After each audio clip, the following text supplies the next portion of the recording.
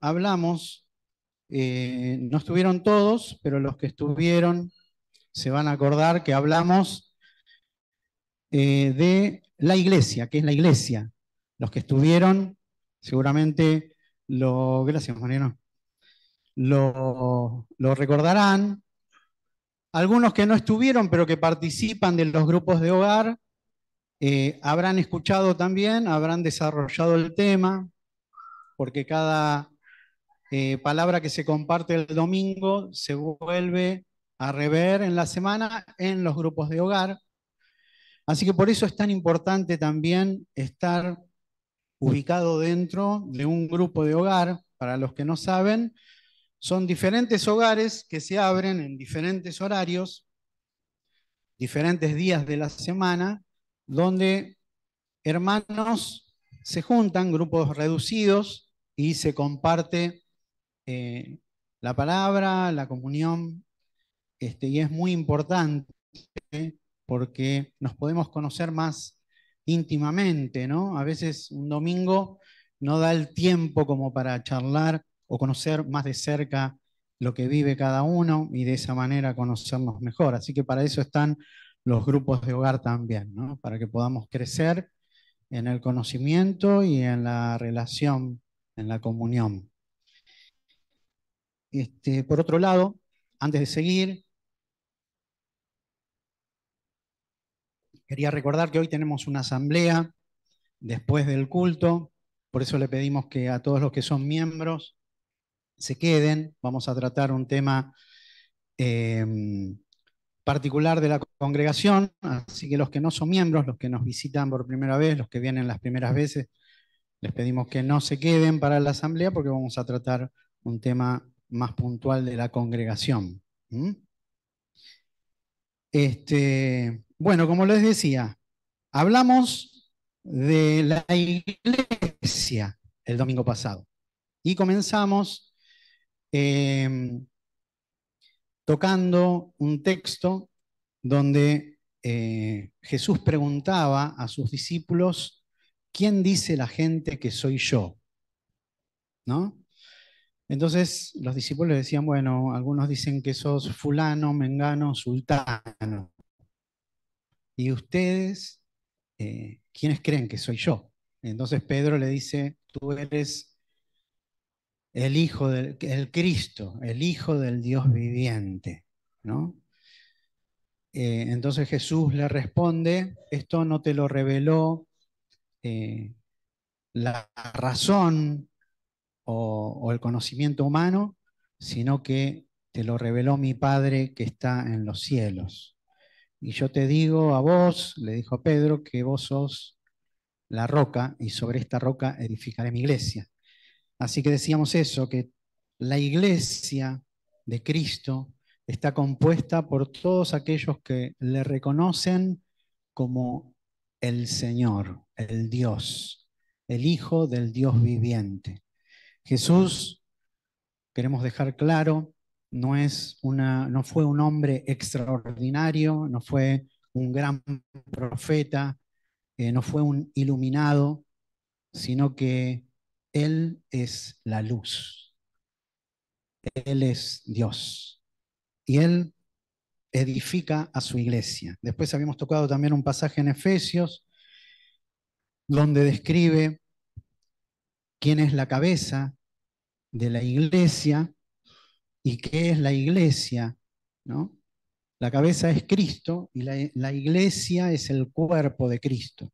La iglesia somos todos los que le reconocemos como el único Dios verdadero. Decíamos que la iglesia no es un edificio, no es un salón, sino que somos las personas que le hemos reconocido como el Señor de nuestras vidas. Qué diferente, ¿no? Porque a veces podemos confundirnos que esta es la iglesia, este lugar. Y la verdad es que esto no es la iglesia somos nosotros, las personas que recibimos a Cristo en nuestro corazón y le reconocemos como nuestro Señor. Este lugar, si hacemos lugar y ponemos ropa, se transforma en una feria americana, si se quiere, ¿no? o en una feria de verduras si traemos verduras, ¿no? Eh, Se entiende que esto, el edificio, no es la iglesia somos nosotros. Si nosotros nos vamos y este lugar queda vacío, entonces la iglesia no está acá, está donde vamos nosotros. Es importante ese concepto tenerlo claro porque esa es la verdad. Así que Él es la autoridad de la iglesia, Él es la cabeza, hablábamos el domingo pasado, y también habíamos visto un texto en Hechos de cómo funcionaba la iglesia bajo el mando de Jesucristo, ¿no? Cuando Saulo se encuentra en el camino con Jesús y le dice, Señor, ¿quién eres? Y Jesús le dice, yo soy Jesús a quien tú persigues.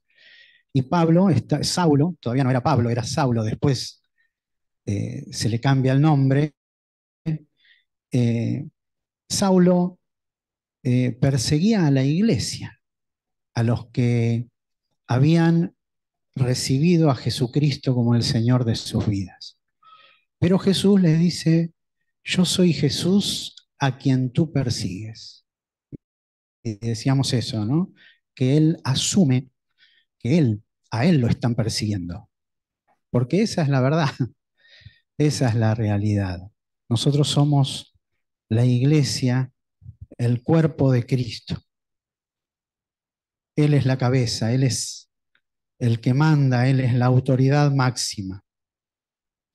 Y quería continuar un poco hablando del tema, pero tal vez viendo también otro aspecto de lo que es la iglesia. Quería leer en en el capítulo 17 de San Juan, el versículo 23. Lo vengo leyendo estos días, vengo leyendo todo el capítulo, pero me detuve particularmente en uno en estos días, y es el 23, el versículo 23. El libro de San Juan, capítulo 17, versículo 23. Dice así.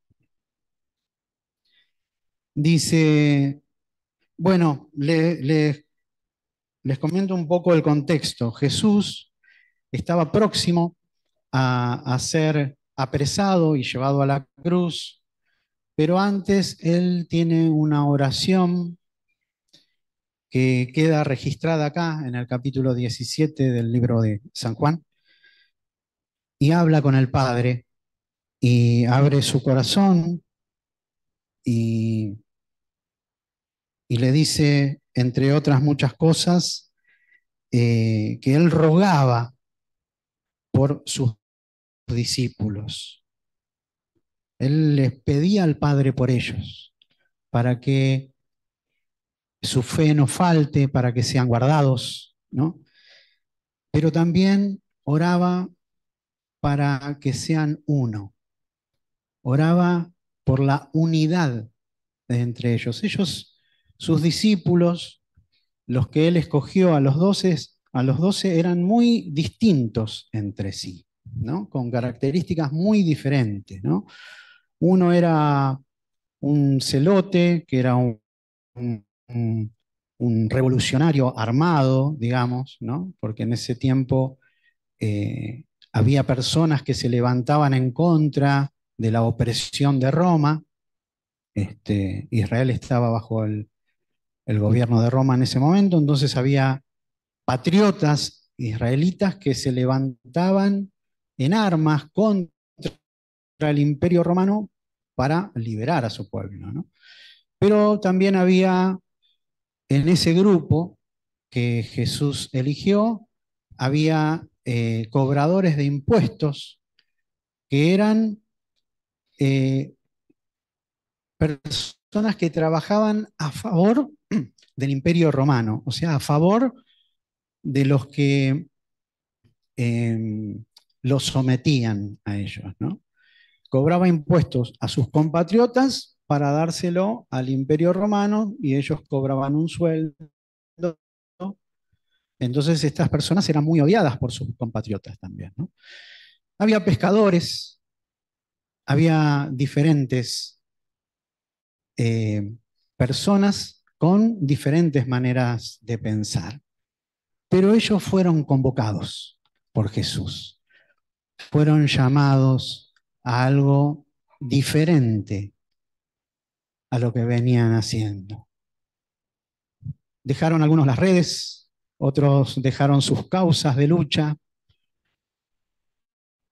otro dejó su trabajo y reconociendo que en su trabajo era corrupto, que quiso enmendar eso y dijo, yo quiero devolver todo, y siguió a Jesús, ¿no? Y había así diferentes personas.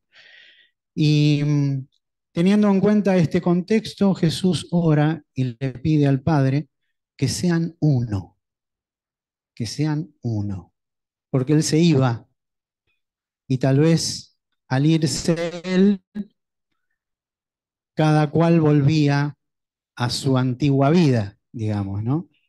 Volvían a tomar las redes, volvían a tomar las armas, volvían a corromperse, ¿no? Pero Jesús oró para que lo que Él comenzó continúe, se desarrolle, crezca, ¿no?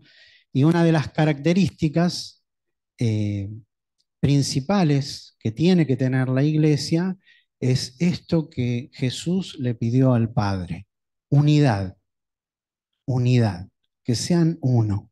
Y por eso me detuve en el versículo 23 del capítulo y que dice, eh, eh, bueno, les leo del 22. Dice, la gloria que me diste, le dice Jesús al Padre, yo les he dado a sus discípulos, para que sean uno, así como nosotros somos uno.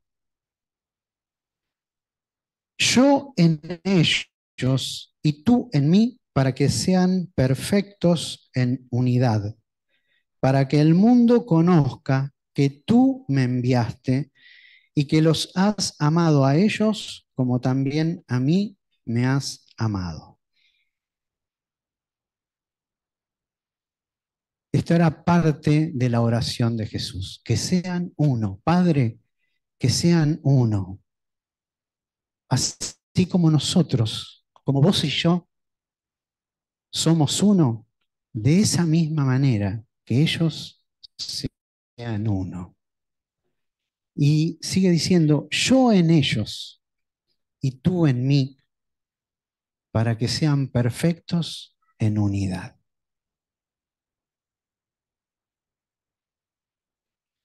Y para que el mundo crea.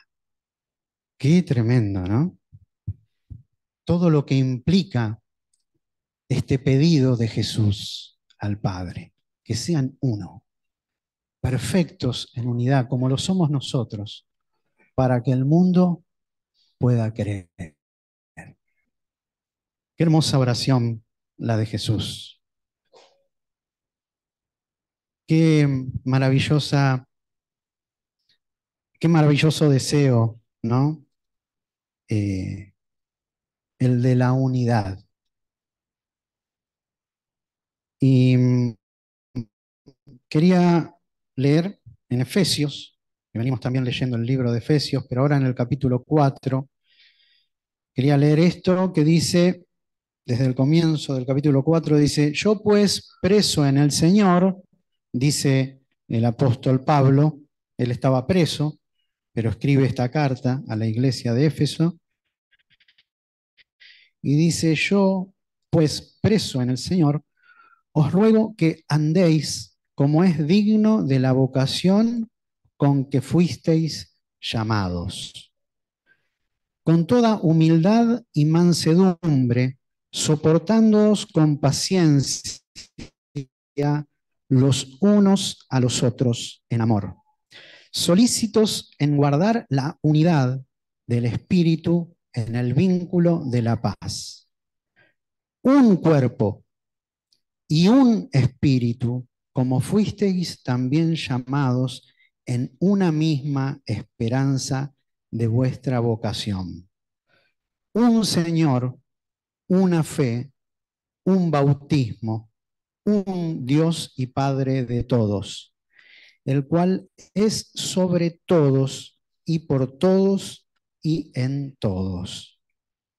Pero a cada uno de nosotros fue dada la gracia conforme a la medida del don de Cristo.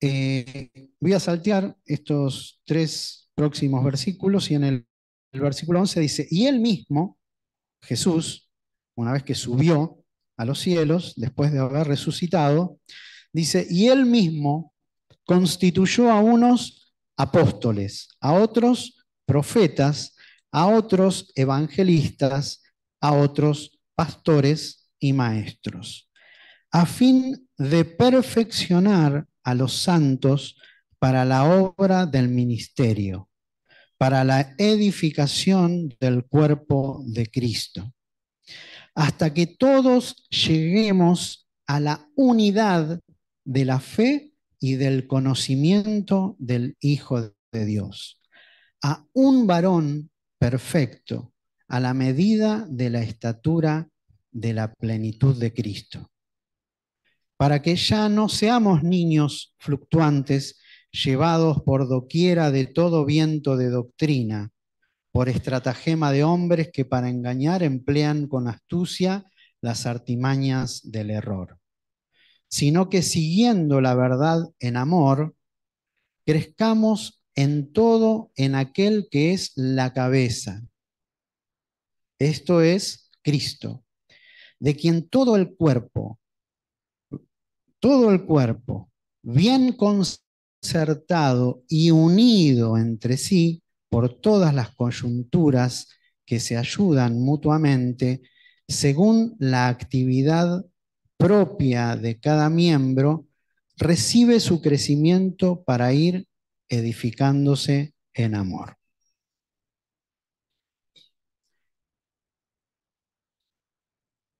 Muy lindo pasaje también que nos revela varias cosas, pero que hay algo transversal, ¿no? De principio a fin de esta parte que leímos, hay algo que lo atraviesa todo, y es la palabra unidad, el ser uno. Esto que leíamos hace un ratito, esto que Jesús le pidió al Padre, que sean uno, ¿no? Y acá lo vemos cómo se implementa esta unidad para que se desarrolle en el cuerpo que es la iglesia, el cuerpo de Cristo que es la iglesia y que Él es la cabeza. El apóstol dice esto, ¿no? Yo pues preso en el Señor ruego que andéis como es digno de la vocación con que fuisteis llamados. Acá nos involucra en una acción, ¿no? Su oración es para que esto se lleve adelante, ¿no? Que tiene que ver con algo que nos involucra a nosotros, que somos protagonistas, que tenemos que andar y llevar adelante, ¿no? ¿Qué cosa? La vocación, la tarea, ¿no? A la que fuimos llamados. Acuérdense que el domingo pasado dijimos que ¿qué quiere decir iglesia? Iglesia, en su origen, la palabra iglesia quiere decir los llamados afuera, ¿no? Es una palabra de origen griego y tiene que ver con costumbres de la sociedad griega. ¿Por qué? Porque la vida social de los griegos transcurría mucho en los foros, como en las plazas, ¿no? Entonces en las plazas se convocaban ellos y se desarrollaban largos debates, ¿no? discusiones con el fin de ir retroalimentándose también, ¿no? Así que esta palabra iglesia tiene origen ahí, en Grecia. No tiene tanto que ver con lo religioso, tiene que ver con algo concreto, ¿no? Algo que hay que hacer. Bueno, vamos a la plaza y ahí, ¿no? Bueno, nosotros también fuimos llamados, fuimos convocados, así como a los griegos se los convocaba en el foro para que discutan, nosotros fuimos llamados también como iglesia. Y tenemos que andar, dice Pablo, como es digno de nuestro llamado. Ya no nuestros, ¿no? Filosofía, sino que tenemos una tarea concreta de llevar adelante el reino de Dios en la tierra. Esa es la tarea a la que fuimos llamados como iglesia. Así que dice, ¿de qué manera hay que hacerlo? Con toda humildad y mansedumbre, dice, soportando con paciencia los unos a los otros en amor. Ahí, el versículo 2 es ese. ¿La manera cuál es? Con humildad y mansedumbre. ¿Se acuerdan que Jesús dijo, aprendan de mí, que soy manso y humilde de corazón? Es una característica de Cristo. Por lo tanto, tiene que ser una característica de la iglesia. La humildad y la mansedumbre, que a veces no nos sale naturalmente, ¿no? Naturalmente tal vez nos sale lo otro, ¿no? El egoísmo, la ira, ¿no? Pero nosotros fuimos llamados a algo distinto.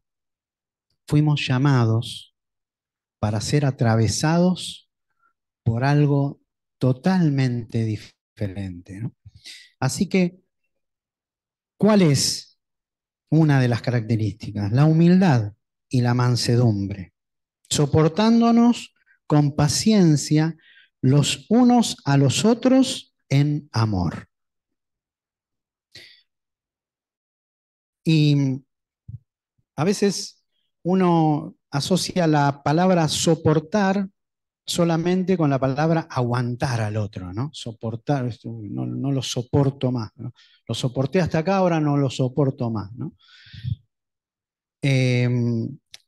Pero acá le agrega algo más al soportar, el amor, soportándose en amor unos con otros, como una exigencia más allá de lo normal, ¿no?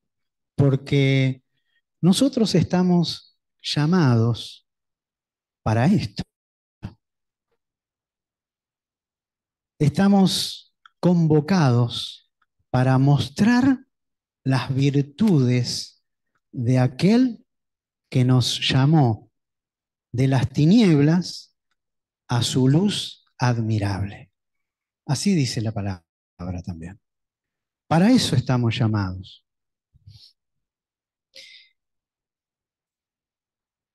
Y dice en el versículo 3, solícitos en guardar la unidad del espíritu en el vínculo de la paz. Y acá ya empieza a hablar concretamente de la unidad. Padre, que sean uno, así como tú y yo somos uno, que ellos también lo sean para que la gente crea. Así que la unidad no es cualquier unidad, es la unidad del espíritu y en el vínculo de la paz, dice. Porque podemos estar unidos por diferentes causas. pero el vínculo que a nosotros nos tiene que unir y mantener es el Espíritu Santo que nos fue dado, el Espíritu de Cristo. Yo puedo unirme hasta con alguien que estoy totalmente en desacuerdo, pero como tenemos un enemigo en común, entonces me uno para derrotar a mi enemigo. Pero ni bien cumplí con ese objetivo, no hay ningún vínculo con ese otro. Me llamaba la atención porque saben que quien derrotó a la Guerra Mundial fueron los rusos, aunque las películas dicen que son los norteamericanos, bueno, no le crean porque las pruebas que son contundentes dicen claramente que la derrota de los alemanes vino por los rusos. Los rusos derrotan en una batalla trascendental a los alemanes y ahí comienza la debacle que termina por la rendición de Alemania. Pero antes de luchar en la guerra, Rusia y Alemania tenían un tratado en común, se habían puesto de acuerdo de que no se iban a agredir mutuamente y que iban a someter a Polonia.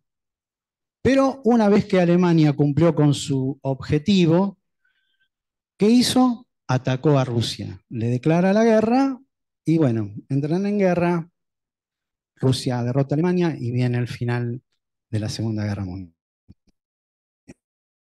Estaban unidos, pero en definitiva eran enemigos. Acá no nos está hablando de esa clase de unidad la palabra. Eh, lo que nos tiene que unir a nosotros para que esa unidad sea permanente, profunda, con raíz y dé fruto del espíritu, tiene que ser el estar en paz con mi hermano. Y si hay cosas que se levantan para que yo no tenga paz con mi hermano, va en contra de la unidad del espíritu. Y yo tengo que ser consciente y advertir eso y no permitir de ninguna manera que eso avance en mi corazón.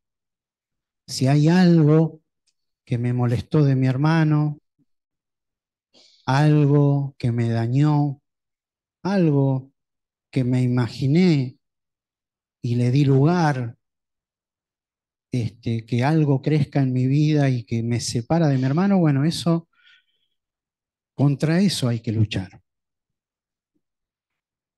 El diablo va a venir justamente para destruir la unidad de la iglesia. Porque él sabe que si hay división en la iglesia, él cobra fuerza, se puede meter más fácilmente. Había un filósofo en el principio de la Edad Moderna que decía, divide y reinarás. Se lo había susurrado el diablo, ¿no? Al oído. Divide y reinarás. Entonces, ¿cuál es la idea? Es dividir. ¿Para qué? Para yo cobrar poder. Ese es el espíritu del anticristo, la división y sobre todo la división en la iglesia. No podemos permitirnos estar divididos, permitir que, porque la palabra es sembrada, pero el enemigo también tira una siembra. Una cosa es la semilla de trigo y otra es la cizaña. Y va a crecer, van a crecer juntas, pero en un momento el trigo va a ser separado de la cizaña. Va a quedar en evidencia, ¿no? Así que intentar contra la unidad con mi hermano, porque esa es la unidad del espíritu. Y si hay algo que empieza a brotar en mi corazón, arrepentirme, por más que mi hermano hizo algo que me dañó a mí y a mí me dolió y empiezo a darle lugar a un rencor, eso está mal. Eso está mal. Tal vez lo que me hizo mi hermano está mal. Él se tendrá que arrepentir si tuvo una mala intención conmigo, pero yo me tengo que arrepentir de tener rencor en mi corazón. Yo, y como iglesia, nosotros lo sabemos, estamos advertidos por el Señor. Podemos hacernos un poco los distraídos, pero si nosotros vamos a lo profundo y somos sinceros delante de Dios, entonces yo a veces me pregunto, a ver si yo voy con esto a lo que estoy aferrado, ¿no? Y voy y me presento al Señor y se lo presento como mi justificativo, mi excusa. ¿Se puede sostener? Y a veces yo mismo me contesto, ¿no?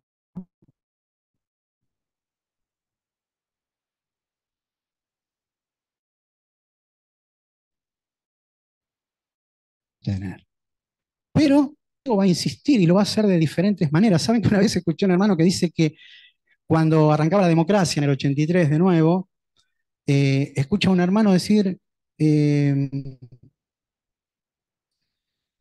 che, el sábado vamos a ver a Raúl. Y él escucha que uno le dice eso al otro. Y Raúl, y que iban a ir a visitar, pero que al final él dijo, lo van a visitar y a mí no me dijeron nada, dice él. Y entonces no, y empezó a generarse una molestia y una bronca, y pasó tiempo y eso fue creciendo en él. Y un día, en una reunión, Dios lo toca y le dice, vos tenés que ir a pedirle perdón a tu hermano. Entonces él, con todo lo que le costó, va y le dice, yo te pido perdón porque yo me enojé con vos, le dice, y te pido perdón. Le dice, pero ¿por qué te enojaste? Le dice. No entendía el otro. No, porque vos una vez le dijiste a Fernando, vamos a ver a Raúl y a el otro, ¿no? Dice, y se reía. Y, no, pará, porque dice, a mí me dolió, decía, ¿no? Pero no, dice, yo lo estaba cargando, dice, porque era peronista y digamos, el otro era radical y le decía para ir a ver a Raúl Alfonsín. Nada que ver. Y él pensó que estaban hablando y se creó toda una película que dejó que crezca, ¿no? Y después es difícil. A veces, ¿no? Se dan esas cosas cómicas, ¿no? Pero que hacen daño mientras está en el corazón, ¿no? Este, a veces son esas cosas, pero a veces son otras que concretamente nos lastiman. ¿Alguna vez te lastimó algún hermano o alguna hermana? A mí sí, y yo seguramente lastimé a muchos. Pero yo sé que tengo que perdonar, no solamente porque Dios me manda a hacerlo, Él que es la cabeza, y yo tengo que obedecer porque estoy sujeto a la cabeza, a la autoridad, yo tengo que pedir perdón. Y después el otro tendrá que arreglar su asunto con el Señor. A veces pedir perdón conlleva también perder el derecho a reclamarle. Ya si le pido perdón o lo perdoné, mejor dicho, ya no le puedo reclamar lo que le venía reclamando. Ya como que rompí ese reclamo, ya no hay más reclamo, ¿no? Y a veces nos aferramos tanto, ¿no? Yo tengo esto para reclamar. Y me aferro y, bueno, anda con eso al Señor y decirle al Señor, Señor, ¿sirve esto? Y yo creo que antes de llegar ahí lo vas a romper en el camino, porque no se puede sostener, ¿no? Trabajemos por esto. por la unidad de la fe. Humillémonos, seamos mansos y humildes.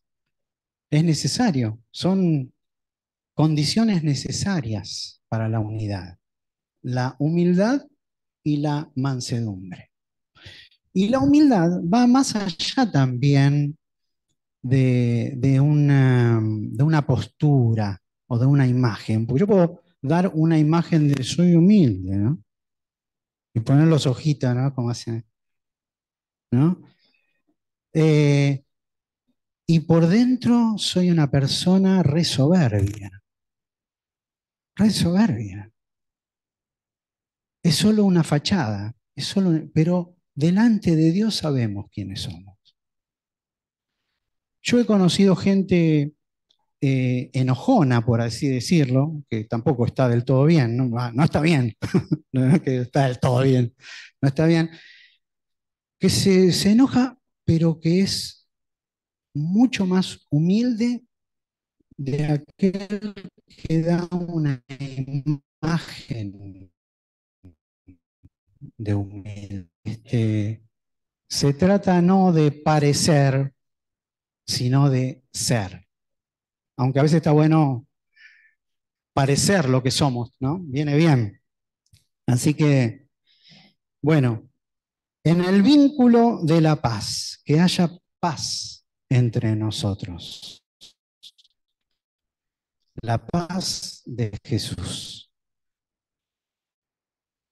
Sigue diciendo, un cuerpo bien llamados, en una misma esperanza de vuestra vocación. Un Señor, una fe, un bautismo, un Dios y Padre de todos, el cual es sobre todos y por todos y en todos. Vaya, vaya, si no, que tenemos un montón de cosas eh, en común cuando creemos en Jesús. Dice, un cuerpo somos. Tenemos un espíritu, que es el Espíritu Santo que nos fue dado, por el cual podemos decir, Abba Padre, dice la palabra también, ¿no? Tenemos una misma esperanza, tenemos un Señor, una fe, un bautismo, un Dios y Padre de todos. O sea, lo que nos une son las cosas más importantes, las más trascendentes, las que van a perdurar. Lo que nos divide, todo tiene que ver con nuestro egoísmo, con nuestro individualismo. Yo soy muy diferente a, a los demás y cada uno es diferente entre sí, ¿no? Pero qué lindo, ¿no? Cuando nos juntamos y empieza a fluir lo que tenemos en común. Yo tengo 55, pero me puedo juntar con un chico de 10 años que tiene una experiencia con Dios y yo tengo mi experiencia con Dios y tenemos tantas cosas en común, ¿no? O puedo haber vivido, qué sé yo, en una familia destruida y me puedo juntar con una familia, con alguien que se crió en una familia bien, digamos, y tener cosas, las cosas más importantes, las más trascendentes, nos unen. Qué bárbaro. Ese, ese es Jesucristo, formando a su iglesia, haciéndonos un pueblo, no varios pueblos, sino un pueblo, el pueblo de Dios. Dice, pero a cada uno de nosotros fue dada la gracia conforme a la medida del don de Cristo. ¿Qué dice? Que cada uno de nosotros recibió un regalo, un don de Cristo. Vos tenés algo que Dios te dio que no se lo dio a otro.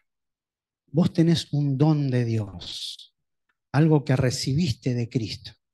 Qué maravilloso, ¿no? Saber eso. Si vienen pensamientos que te dicen que vos no tenés nada para dar, es mentira. Es mentira. No le hagas caso.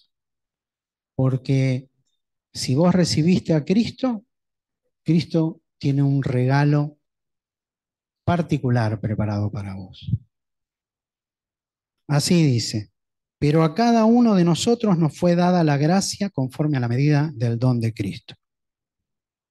Y más adelante dice, y él mismo constituyó a unos apóstoles, a otros profetas, a otros evangelistas, a otros pastores y maestros, a fin de perfeccionar a los santos para la obra del ministerio, para la edificación del cuerpo de Cristo.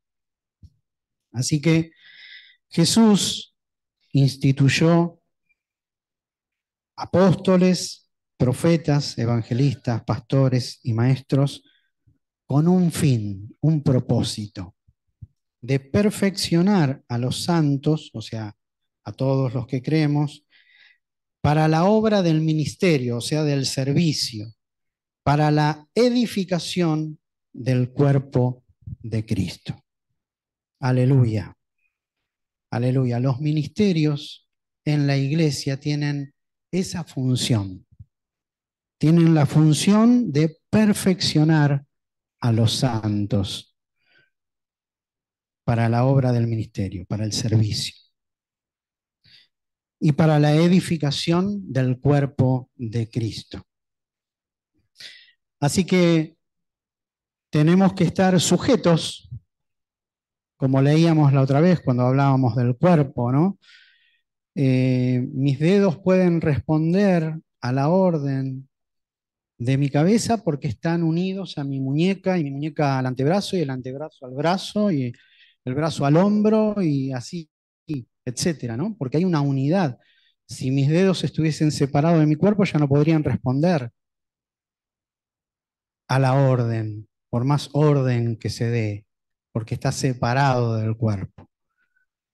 Pero nosotros estamos en el cuerpo y tenemos que sujetarnos unos a otros para poder funcionar como lo que somos, el cuerpo de Cristo, para poder ser edificados. Dice, hasta que todos lleguemos a la unidad de la fe y del conocimiento del Hijo de Dios. De nuevo, la unidad, ¿no? Hasta que todos lleguemos a la unidad de la fe y del conocimiento del Hijo de Dios, a un varón perfecto, a la medida de la estatura de la plenitud de Cristo. Qué hermoso objetivo el de la iglesia, ¿no? Que lleguemos a la estatura de Cristo. Pero bueno, tenemos que trabajar para esto. Tenemos que construir, tenemos que limpiar el terreno muchas veces, asentar bases, edificar ladrillo sobre ladrillo, eh, poner columnas y todo lo necesario para que la casa quede bien terminada y bien asentada, ¿no? Y esto también es muy importante. ¿Sobre qué edificamos? Tenemos que edificar sobre la palabra de Dios, sobre Cristo. Cristo es el fundamento. Podemos edificar una hermosa casa, hermosos materiales, pero si el fundamento no es Cristo, cuando venga la prueba, dice, cuando soplen los vientos y golpeen las aguas, la ruina va a ser muy grande. Pero nosotros estamos para la edificación del cuerpo de Cristo, para llegar al conocimiento, a la unidad del conocimiento del Hijo de Dios. Dice, para que ya no seamos niños, niños fluctuantes, llevados por doquiera de todo viento de doctrina, por estratagema de hombres que para engañar emplean con astucia las artimañas del error. Y esto de crecer en el cuerpo nos va capacitando, nos va formando y dejamos de ser niños, de ser tan dependientes de la fe del otro, de mi hermano, y a tener mi relación propia, ¿no?, con el Señor. Porque si somos niños y perpetuamos nuestra niñez, va a ser muy fácil que nos engañen. Va a ser muy fácil que viene cualquiera a decir cualquier cosa y nosotros, como no tenemos un fundamento firme, nos vamos y, che, pero parece interesante lo que dice esto. Y no vamos a discernir la verdad del engaño. Fíjense qué importante, ¿no?, es llegar al conocimiento del Hijo de Dios. Dice, sino que siguiendo la verdad en amor, crezcamos en todo en aquel que es la cabeza. Esto es Cristo, de quien todo el cuerpo, bien concertado y unido entre sí por todas las coyunturas, o sea, por todas las partes que se unen, que se ayudan mutuamente según la actividad propia de cada miembro, o sea que cada parte tiene su función particular, recibe su crecimiento para ir edificándose en amor. Y ahí terminamos con el texto. Y con todo esto que leemos y que reflexionamos, lo que yo quiero que quede eh, rebotando en nuestro pensamiento es lo que oró Jesucristo, ¿no? Que sean uno, para que sean perfectos en la unidad, para que el mundo crea. Y en esto tenemos, como decíamos, gran parte de la responsabilidad. No podemos darnos el lujo de enojarnos fácilmente con mi hermano y de hacerlo. Bueno, hay una forma en que tengo que proceder, que es arreglar mi asunto pendiente, ¿no? No dejar que eso crezca, porque eso después de un pequeño enojo empieza a transformarse en una división. Yo después ya ni me quiero cruzar con ese hermano o esa hermana, ¿no? Si puedo evitar, evito.